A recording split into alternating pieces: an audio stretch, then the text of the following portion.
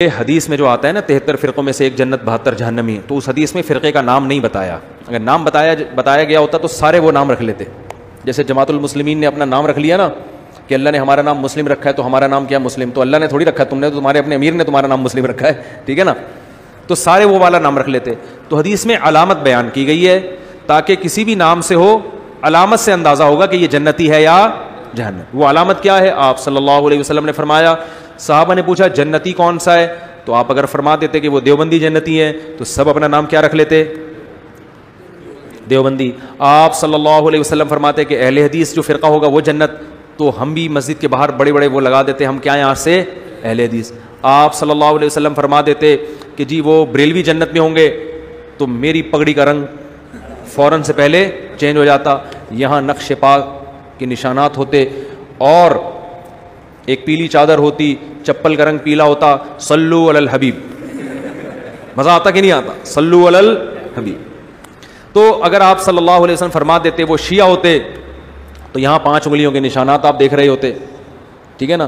کنڈے پہ آپ لوگوں کو میں بلاتا، میں ہر رجب کو کنڈے کا کنڈا نکال دیتا ہوں. میں کہتا ہوں یہ ثابت ہی نہیں ہے، تو کنڈوں کا کنڈا نہ نکالتا میں، بلکہ کنڈوں پہ بلاتا، خود بھی جاتا، اور جو کچھ شیعہ حضرات کرتے ہیں وہ کر رہا ہوتا. تو آپ صلی اللہ علیہ وسلم نے کسی فرقے کا نام مینشن نہیں کیا، بلکہ آپ نے علامت بیان کی. فرمایا ما انا علیہ. کیا زبردست حدیث ہے یار، مزہ آتا ہے، یہ معجزہ ہے. ما انا علیہ و اصحابی. آپ یہ فرماتے جو قرآن پہ چلے گا، تو آج ہر باطل فرقہ دلیل کہاں سے دیتا ہے؟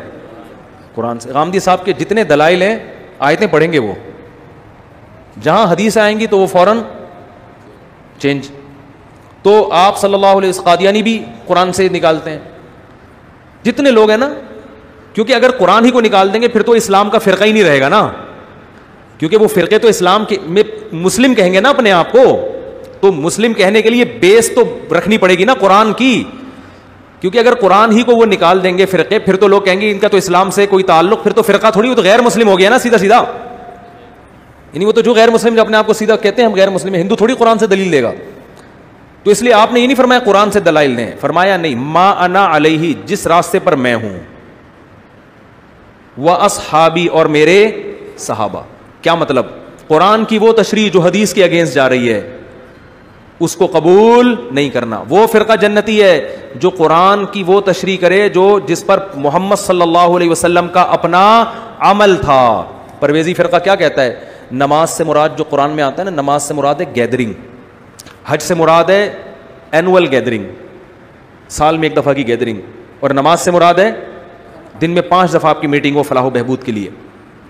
تو نماز کی یہ تشریح پیغمبر سے ثابت ہے؟ جب قرآن میں آیا نماز قائم کرو تو پیغمبر نے 5 ٹائم نماز پڑھی کہ نہیں پڑھی ہے؟ کیا ہو گیا؟ حج کیا کہ نہیں کیا؟ جیسے کیا ویسے کرنا پڑے گا آپ کو. تو قرآن کی وہ جو پرویزی قرآن کو اہل قرآن کہتے ہیں اپنے آپ کو، تو نبی نے فرمایا جس پر میں ہوں. کیا مطلب؟ قرآن کی وہ تشریح جو حدیث کے خلاف ہے، جو نبی کے خلاف ہے، نبی کے طریقے کے، وہ تشریح بولو نا نہیں چلے گی. آگے اتنا بھی کافی نہیں ہے، کیونکہ بہت سے لوگ حدیث کو فالو کرتے ہیں. ہر مسئلہ کہاں سے بیان کرتے ہیں؟ بولتے کیوں نہیں بھائی؟ ہر مسئلہ حدیث. تو آپ نے فرمایا وہ اصحابی، اور میرے صحابہ بھی اس پر چلتے ہوں. 3 طلاق کے مسئلے میں کوئی ایک صحابی سے دکھا دے، کوئی ضعیف حدیث دکھا دے جنہوں نے ایک مجلس کی 3 کو 1 کہا ہو، میں بیان کرنا چھوڑ دوں گا ہمیشہ کے لیے. اور آج دھڑا دھڑ 3 کو 1 کر کے بیویوں کو، حرام بیوی کو کیا کیا ہوا ہے لوگوں نے؟ حلال کیا ہوا ہے. تو نبی نے فرمایا جس پر میرے، اور میں آپ کو بہت سے فتاوی صحابہ کے صحیح سند سے دکھا دوں گا، ایک مجلس میں کوئی 3 دے کر آیا، سب نے کیا فتویٰ دیا؟ 3 کا. حدیثوں کی ایسی تشریح جو صحابہ کے کیا ہو. میں نہیں کہہ رہا اہل حدیث جہنمی ہے، لیکن اہل حدیث کا یہ مسئلہ جو ہے یہ قرآن و حدیث کے بالکل اگینسٹ ہے. تو ما انا علیہ، جس پر میں اور میرے، بولتے کیوں نہیں؟ صحابہ. تو آپ کہو نا میں بس قرآن و حدیث کو مانتا ہوں، غلط. قرآن حدیث کے ساتھ کس کو ملانا پڑے گا؟ صحابہ. وہ قرآن و حدیث جس پر صحابہ نے عمل کیا ہو. اگر وہ صحابہ ہی کے سمجھ میں نہیں آیا تو اس کا مطلب وہ آپ کی اپنی رائے ہے، وہ قرآن و حدیث نہیں ہے. اخپل رائے کو آپ قرآن حدیث کا لیبل لگا کے مارکیٹ میں لانچ کر رہے ہو، یا حدیث نہیں ہے، حدیث اس کے اگینسٹ جا رہی ہے. حدیث سے مراد نبی کا اپنا عمل جو تواتر سے ثابت ہو، وہ اس کے خلاف جا رہا ہے، تو اس کا مطلب آپ جو قرآن کی تشریح کر رہے ہو وہ آپ کی اپنی رائے ہے. قرآن اس کا ذمہ دار نہیں ہے. تو تین چیزیں ملیں گی جس میں یہ تینوں علامتیں پائی جائیں گی, قرآن, حدیث اور صحابہ. صحابہ میں صرف اہل بیت نہیں ہے, وہ اصحابی جو میرے ساتھی ہیں. ساتھی کا لفظ بتا رہا ہے کہ چاہے وہ اہل بیت میں ہوں یا نہ ہوں. یہ جو اہل بیت کے ساتھ خاص کر دیا اس کی کوئی دلیل نہیں ہے. اہل بیت سے محبت ہمارے ایمان کا جزو ہے, ان کو اللہ نے بڑا مقام دیا ہے. مگر جب صحابی کا لفظ آئے گا تو چاہے وہ اہل بیت ہوں یا اہل بیت کے بغیر ہوں. اور صحابہ میں سب سے پہلے حدیث سے پتہ چلتا ہے کہ 4 صحابہ سب سے پہلے ان میں ابو بکر, عمر, عثمان اور علی, کیونکہ حدیث میں آتا ہے میری اور خلفائے راشدین کی سنت کو لازم پکڑو. تو وہ ایسی تشریح جو خلفائے راشدین نہ کر رہے ہوں وہ بھی غلط ہے. خلفائے راشدین اس کے اگینسٹ جا رہے ہوں وہ بھی کیا ہے, بولتے کیوں نہیں بھائی, غلط ہے. تو صحابہ میں سب سے پہلا مقام کس کا ہے؟ خلفائے راشدین کا, حضرت ابو بکر کا, عمر, عثمان اور علی رضی اللہ عنہم اجمعین. ان کے فیصلوں کا بڑا اعتبار ہے. تبھی ائمہ اربعہ جو ہے نا, چاروں امام ابو حنیفہ, مالک, شافعی, حنبل, امام احمد حنبل, انہوں نے صحابہ کے عمل کو بہت فوکس کیا ہے. کوئی حدیث کی ایسی تشریح نہیں کی ہے جو صحابہ کے بالکل اگینسٹ جا رہی ہو. آج کل لوگ ہیں اٹھ کے بس کہتے ہیں اماموں کو نہیں مانتے, ہم تو قرآن حدیث کو مانتے ہیں. تو آپ کے وہ اصول ہی نہیں ہے جو قرآن و سنت نے بیان کیے ہیں. تو جس میں یہ 2 علامتیں پائی جائیں گی, نبی نے فرمایا وہ فرقہ کیا ہے؟ جنتی. اب وہ چاہے کسی بھی نام سے, وہ دیوبندی میں بھی ہو سکتے ہیں, وہ بریلوی میں بھی ہو سکتے ہیں, وہ اہل حدیث میں بھی ہو سکتے ہیں, وہ کسی میں بھی ہو سکتے ہیں. یہ 2 چیزوں کو جو لے کے چلے گا, قرآن کے ساتھ حدیث اور عمل صحابہ. پھر ان میں اگر اختلاف رائے ہوتا ہے تو وہ فرقے میں داخل نہیں ہے, کیونکہ یہ اختلاف صحابہ میں بھی ہوا, صحابہ نبی کی زندگی میں بھی ہوا, نبی نے دونوں کو صحیح قرار دیا. جیسے رفع الیدین کرنا بھی ٹھیک اور نہ کرنا بھی, کیونکہ یہ جو اختلاف ہے رفع الیدین کا, یہ قرآن, حدیث اور صحابہ تینوں کو ملا کے ہوا ہے. حنفیہ نے بھی قرآن کو بھی دیکھا, حدیث کو بھی اور صحابہ کو بھی, ان کی رائے یہ بنی کہ نہ کرنا افضل. اور جو شافعی ہے, امام شافعی, انہوں نے بھی قرآن کو بھی دیکھا, حدیث کو بھی اور عمل صحابہ کو بھی. دونوں کے پاس دونوں قسم کے دلائل ہیں. اس قسم کے اختلاف میں ان 72 فرقوں میں داخل نہیں ہوتا جن کے لیے جہنم کی وعید ہے. بات آ رہی ہے سمجھ میں کہ نہیں آ رہی؟ یعنی اس کے اندر رہ کے پھر جتنا بھی اختلاف ہو جائے وہ اختلاف رائے کا اختلاف ہے, اجتہاد ہے, اس میں دونوں کو اجر ملتا ہے. جو اس سے ہٹے گا تو نبی نے فرمایا وہ بھی 72 فرقوں میں بٹیں گے, اور وہ 72 کے 72 کہاں جائیں گے؟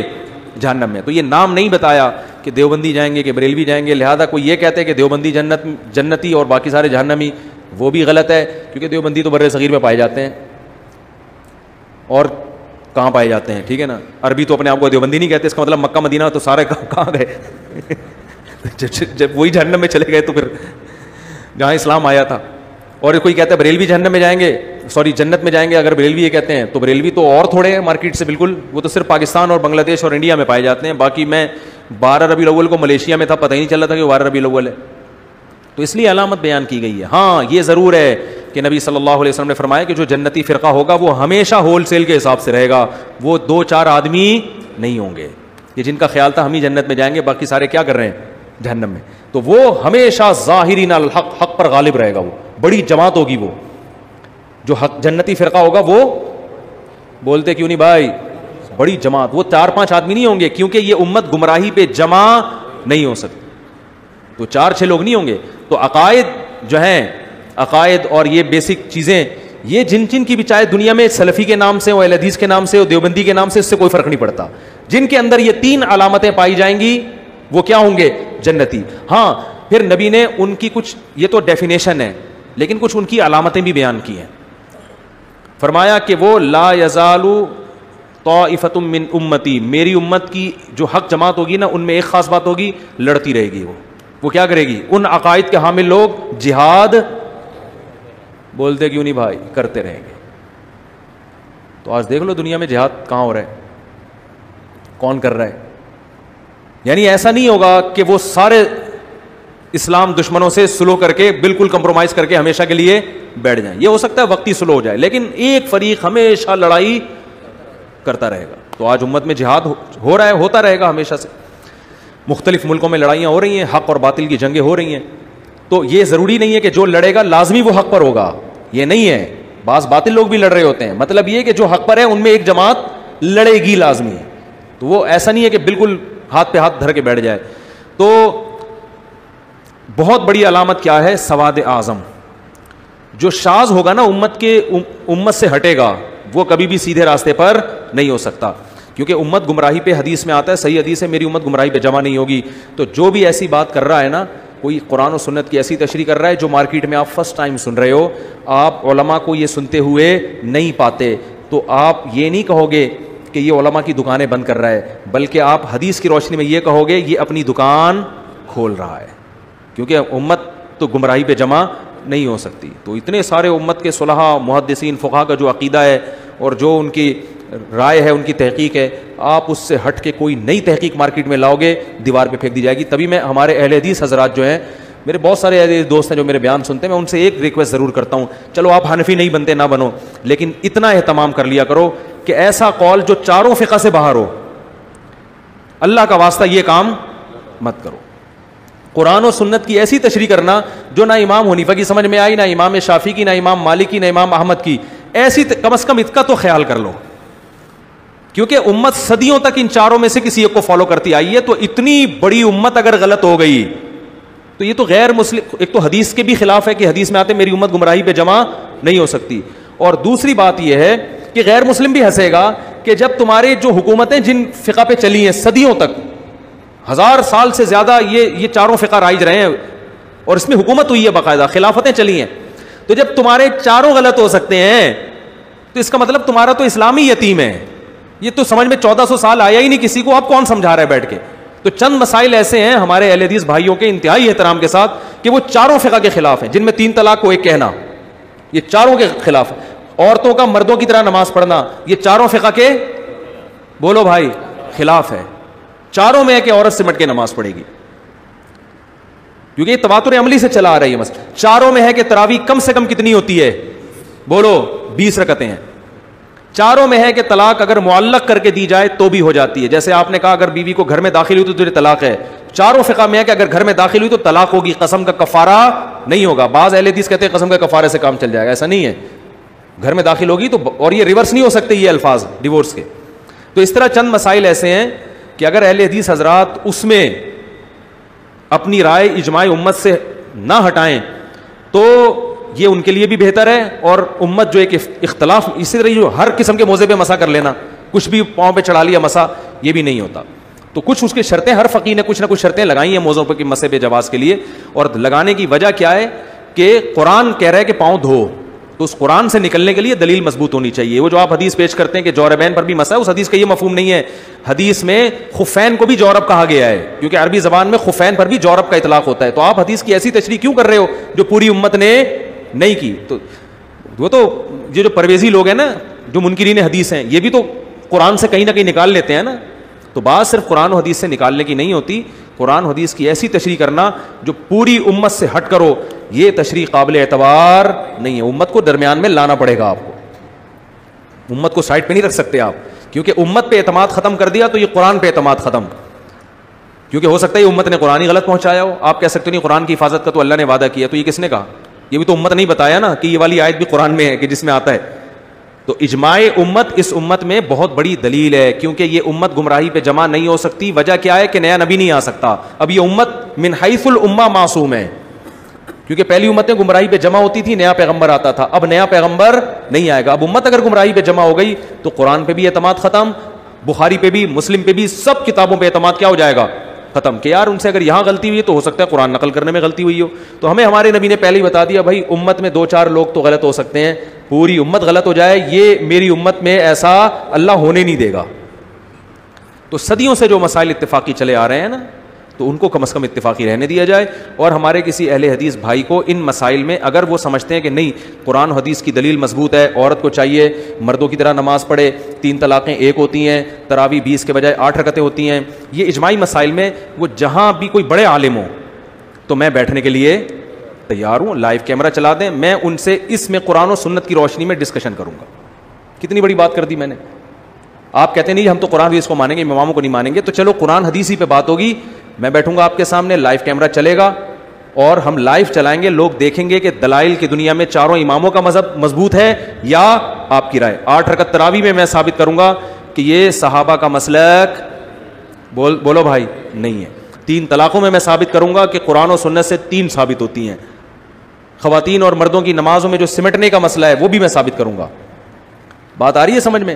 تو ہم بیٹھ جاتے ہیں کہیں بھی, لیکن اس میں ہوتا یہ کہ ہر چھوٹا موٹا آدمی اٹھ کے نا اپنے آپ کو مشہور کرنے کے لیے آ جاتا ہے کہ میں لائیو کیمرے میں آپ سے مناظرے کے لیے تیار ہوں. اس کا نقصان یہ ہوتا ہے کہ دنیا میں بعض دفعہ کوئی کسی کو جانتا نہیں ہے تو وہ کسی مشہور آدمی کے ساتھ بیٹھ کر اپنے آپ کو مشہور کرا دیتا ہے. کہتے ہیں مناظرہ جیتیں ہاریں چکر میں تو ڈال دیا نا, مشہور تو ہو جائیں گے, لوگ کہیں گے وہی جا رہا ہے جو مفتی صاحب کے ساتھ بیٹھا ہوا تھا. تو اس لیے اس میں اصول یہ ہوتی ہے کہ وہ ان کا کوئی ذمہ دار آدمی ہو. اور میں مناظر ہوں نہیں, میں کوئی پھڈے باز نہیں ہوں, میں تو آرام سے محبت سے بیٹھ کے بات کروں گا. تو آپ دیکھیں گے کہ دلائل کی دنیا میں جو چاروں فقہا کا مذہب ہے وہ کیا ہے, وہ مضبوط ہے. تو عورتوں مردوں کی نماز میں جو آپ کہتے ہیں نا کہ حدیث نہیں ہے, حدیث اور بہت سارے مسائل میں نہیں ہے, لیکن آپ اجماع امت کی وجہ سے ان کو مانتے ہو. تو یہاں بھی آپ کو اجماع امت کی وجہ سے ماننا پڑے گا کہ عورت کو سمٹ کے نماز کا حکم ہے اور مردوں کی طرح نماز پڑھے. آپ کو اجماع امت کی وجہ سے ماننا پڑے گا. باقی پھر ہمارے اہل حدیث بھائی ایک بات کرتے ہیں کہ یہ دکھاؤ حدیث میں کہ عورت سینے پہ ہاتھ باندھے گی, عورت رکوع یوں کرے گی, عورت دونوں پائیں دائیں طرف نکالے گی. ہر جزیے کا ذکر نہیں ہے. جب سمٹ کے نماز پڑھنا ثابت ہو گیا تو سمٹنے کی تفصیل ہر فقی نے اپنے حساب سے بیان کی ہے. اس میں ہر جزیے پر الگ سے دلیل کی ضرورت نہیں ہوتی. کسی نے کہا سمٹنا اس کو کہتے ہیں کہ پاؤں یوں نکالے, کسی نے کہا سمٹنا اس کو کہتے ہیں. تو سمٹنا ثابت اجماع سے ہوتا ہے, باقی سمٹنے کی کیفیات میں اجماع نہیں ہے. وہ ہر فقی ہر مجتہد نے اپنے حساب سے بیان کیا اس کو. آپ تو کہتے ہیں بالکل مردوں کی طرح چوڑے ہو کر نماز پڑھے گی, یہ نہیں ہے. میں سمجھا پا رہا ہوں اپنی بات, کہ نہیں سمجھا پا رہا. تو جو اجماعی مسائل ہیں اہل حدیث بھائیوں سے انتہائی احترام کے ساتھ کہ کم از کم, اور الحمدللہ کچھ اہل حدیث اس پر عمل بھی کرتے ہیں, میرے جاننے والے, وہ کہتے ہیں ہم اپنے بچوں کو بتاتے ہیں کہ بھائی ہمارے کوئی مفتی اگر فتویٰ دینا اور وہ چاروں فقہ سے باہر نکل رہا ہو اس کو فالو مت کرو. میں نے خود اہل حدیث سے سنا, وہ کہتے ہیں اس لیے کہ یہ چاروں کی سمجھ میں کیوں نہیں آیا, یہ چلو ایک سے غلطی ہوتی ہے, دو سے ہوتی ہے, تو یہ چاروں کی سمجھ میں ہی نہ آئی, یہ کیسے ہو سکتا ہے. تو بہرحال 73 فرقوں میں جنتی کون ہوگا, نبی نے علامت بیان کی, نام بیان نہیں کیا. وہ علامت کیا ہے, میرے اور صحابہ کے طریقے پر. جو صحابہ کو نہیں مانتے وہ بھی اس سے نکل گئے, جو حدیث کو نہیں مانتے وہ بھی اس سے نکل گئے.